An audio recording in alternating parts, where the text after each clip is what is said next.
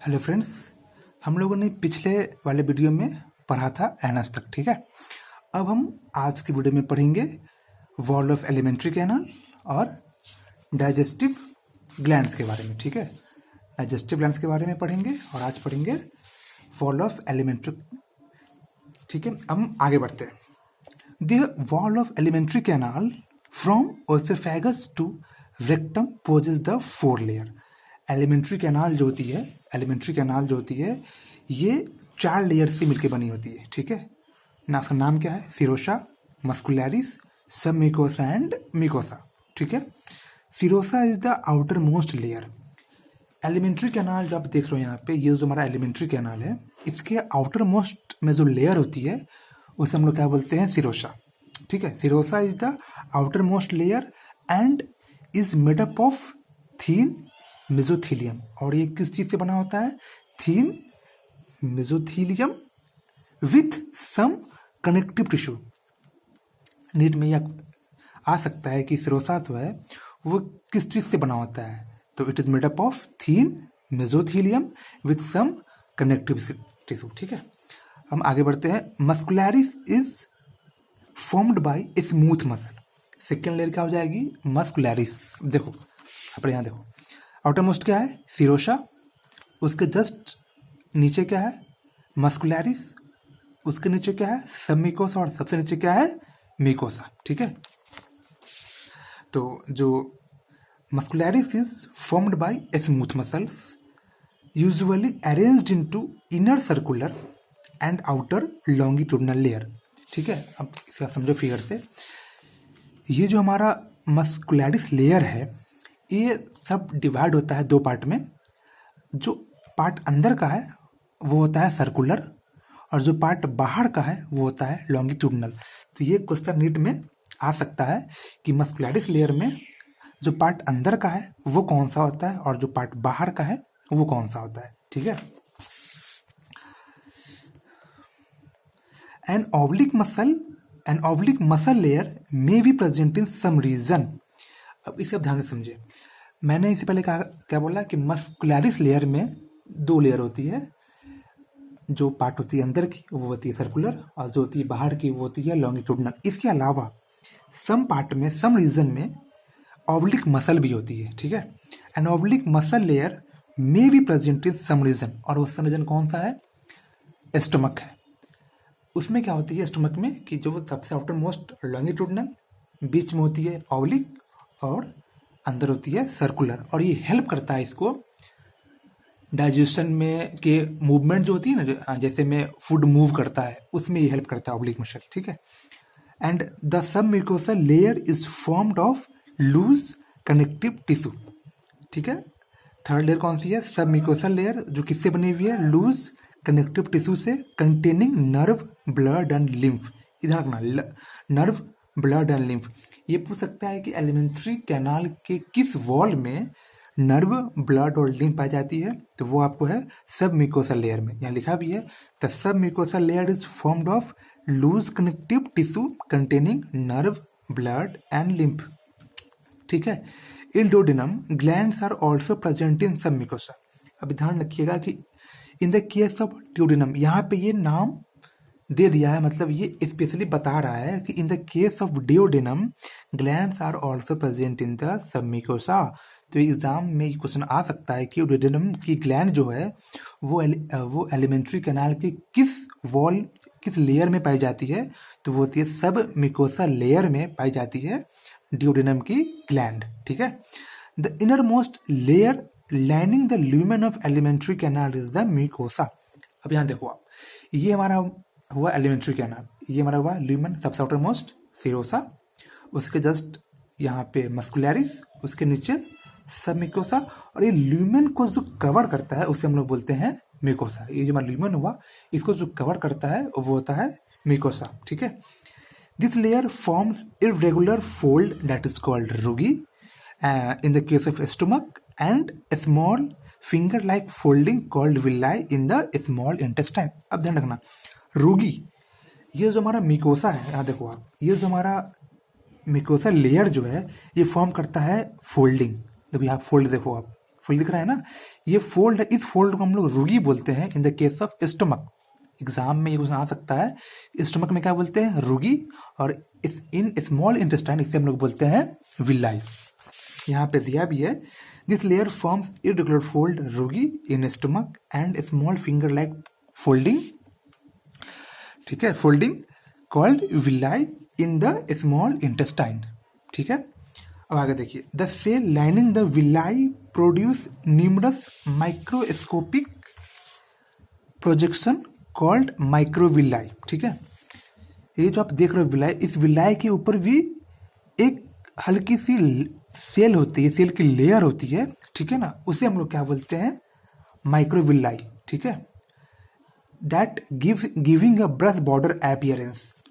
आप वो देखते हो ना, जैसे मैं इस पे ये जो हमारा, एक मिनट, ये जो हमारा विलाई हो गया, इस पर हल्का सा ऊपर ऐसे ब्रश की तरह लेयर होती है सेल की, ठीक है ना, उसे हम लोग क्या बोलते हैं, ब्रश बॉर्डर अपीयरेंस उसकी होती है, ठीक है ना। This modification increases the surface area enormously. देख कैसे, अब किसी भी चीज को आप रखते हो फोल्ड करके स्मॉल एरिया में, अगर आप उसे बाहर खोल के फैलाओगे तो उसकी सरफेस एरिया बढ़ जाती है, ठीक है। तो ये जो मॉडिफिकेशन हुआ है, ये जो फोल्डिंग है, ये मॉडिफिकेशन क्यों हुआ है, ये मॉडिफिकेशन मेनली क्या हुआ है, क्यों हुआ है, इंक्रीजेज द सरफेस एरिया, ठीक है ना, ताकि अगर सरफेस एरिया ज़्यादा होगा तो डाइजेशन के लिए एरिया हमें ज़्यादा मिलेगी और डाइजेशन जो है वो अच्छे से हो पाएगा, ठीक है। Villi are supplied with a network of capillaries and a large lymph vessel called lacteal, ठीक है ना। अब यहाँ देखो, ये हमारा विलाई हो गया, ठीक है, ये हमारा विलाई है, विलाई है, क्या लिखा है, villi are supplied with a network of capillaries and large lymph vessel called lacteal. ये जो आप विलाई देख रहे हो, ये इसको जो सप्लाई करती है वो करती है सप्लाई लिम्फ वेसल, ये जो देख रहे हो ना, ये आपका लैसिटल है, ठीक है, और इससे जो भी ब्रांच है वो सप्लाई करती है इस विलाई को। Villi are supplied with a network of capillaries and large lymph vessel called lacteal, ठीक है। अब आ गया ये, mucosal epithelium has goblet cell which secrete mucus that help in the lubrication. हमने पढ़ा था ना म्यूकोसल लेयर, ठीक है, ये जो दिख रहा है म्यूकोसा, तो इससे पहले हमने क्या पढ़ा था कि सब म्यूकोसा में नर्व होती है, उसके बाद जो भी हमारा ब्लड वेसल है वो नर्व, ब्लड और लिम्फ वेसल, और इन द केस ऑफ ड्यूडेनम क्या होती है, ग्लैंड भी होती है प्रेजेंट, ठीक है ना। लेकिन एक ग्लैंड है, mucus epithelium has a goblet cell which secrete mucus that helps in the lubrication. देखो, म्यूकस एपिथेलियम के पास एक गॉबलेट सेल होती है, ठीक है ना, ये ध्यान रखना है कि गॉबलेट सेल किसके पास है, म्यूकस एपिथेलियम के पास है। तो mucus epithelium has a goblet cell which secrete mucus that help in the lubrication.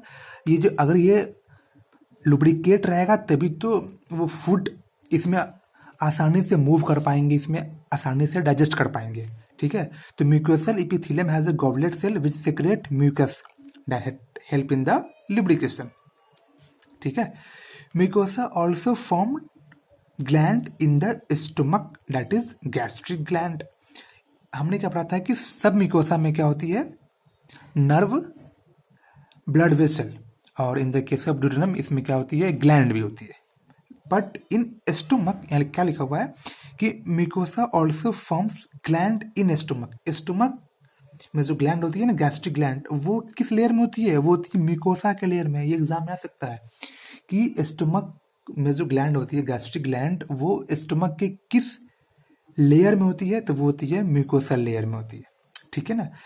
And crypts in between the base of villi in the intestine, that is the crypts of Labricon. All the four layer are so modification in different part of alimentary canal. हमने जितना भी layer पढ़ा है, 4 layer पढ़ा है ना, चारों layer जो होती है वो हमारे जितने भी पार्ट है एलिमेंट्री कैनाल की, सब में उसकी जो मॉडिफिकेशन है वो अलग अलग है। जैसे में स्टमक में इसी चारों वाल का अलग मॉडिफिकेशन हो जाएगा, स्मॉल इंटेस्टाइन में अलग मॉडिफिकेशन है, तो वही सब में इसकी अलग अलग मॉडिफिकेशन है। ठीक है, इस फिगर को आप अच्छे से ध्यान रखेंगे, एग्जाम में यह आ सकता है, और ये फिगर भी इसका नेमिंग के साथ।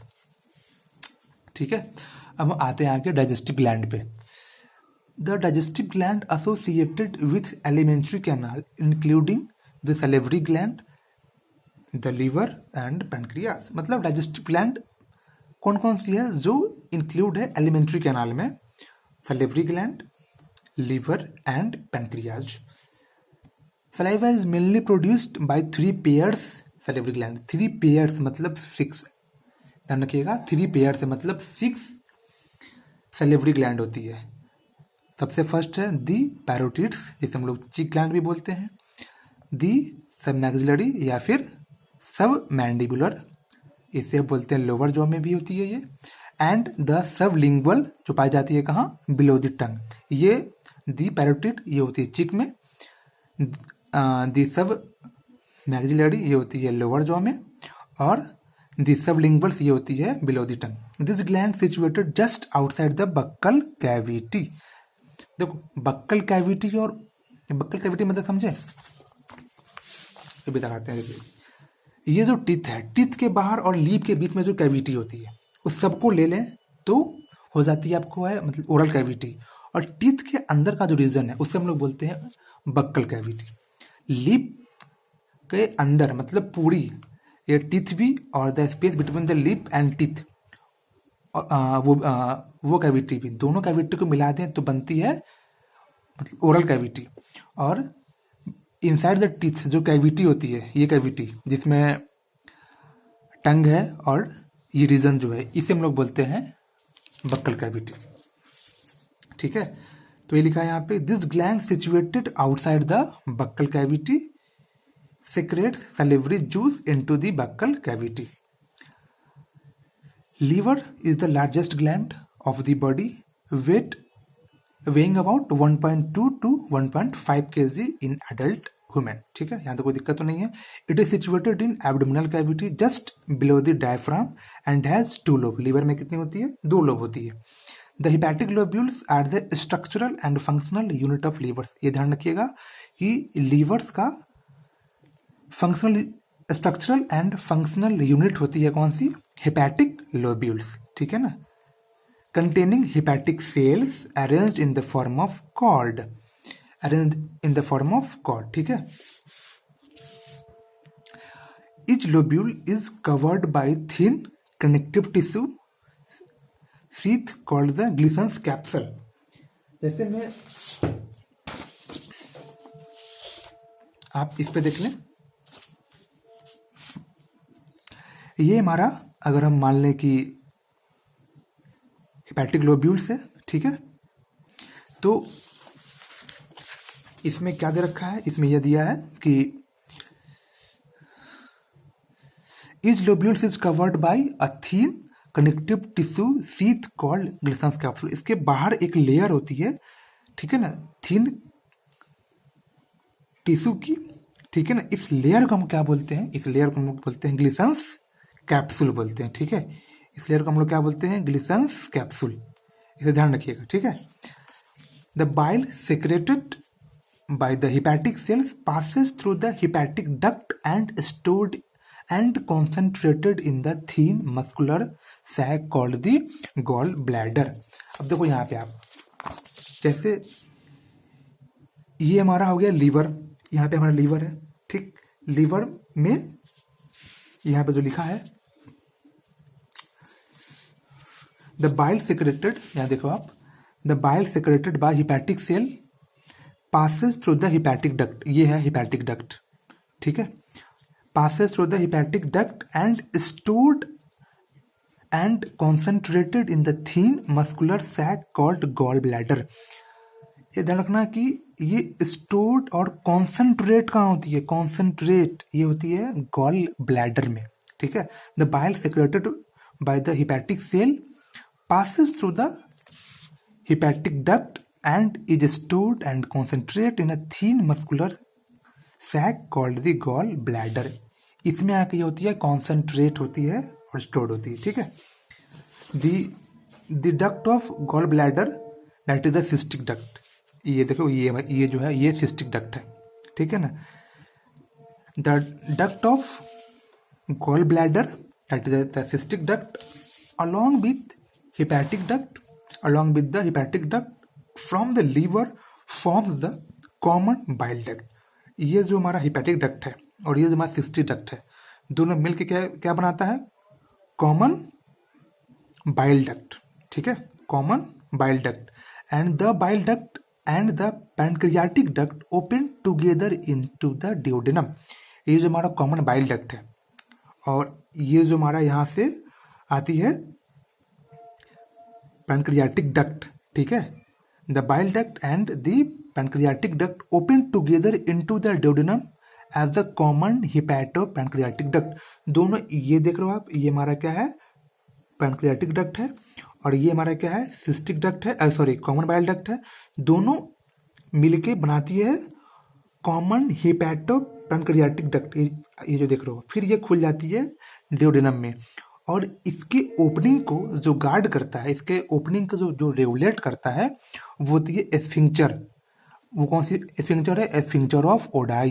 ये ध्यान रखिएगा, एस्फिंक्चर ऑफ ओडाई किसको करता है रेगुलेट, तो हिपैटो पैनक्रियाटिक डक्ट को, या फिर आपसे बोल सकते हो कॉमन हिपैटो पैनक्रियाटिक डक्ट, ठीक है। आगे आते हैं, the pancreas is a compound that is the both exocrine and endocrine. ये हम पढ़ेंगे आगे, ठीक है, कि एक्सोक्राइन क्या होती है और एंडोक्राइन क्या होती है। The pancreas is a compound elongated organ situated between the limbs of C shaped duodenum. ये जो आप देख रहे हो सी शेप्ड डिओडेनम, इसके बिटवीन में ये प्रेजेंट होती है पैनक्रियाज, सॉरी हाँ पैनक्रियाज, ठीक है। The exocrine portion secrete alkaline pancreatic juice containing enzyme and endocrine portion secrete hormones insulin and glucagon। ध्यान रखिएगा कि जो एक्सोक्राइन पोर्शन जो है वो करती है सिक्रेट अल्कालाइन पैनक्रियाटिक जूस, ठीक है।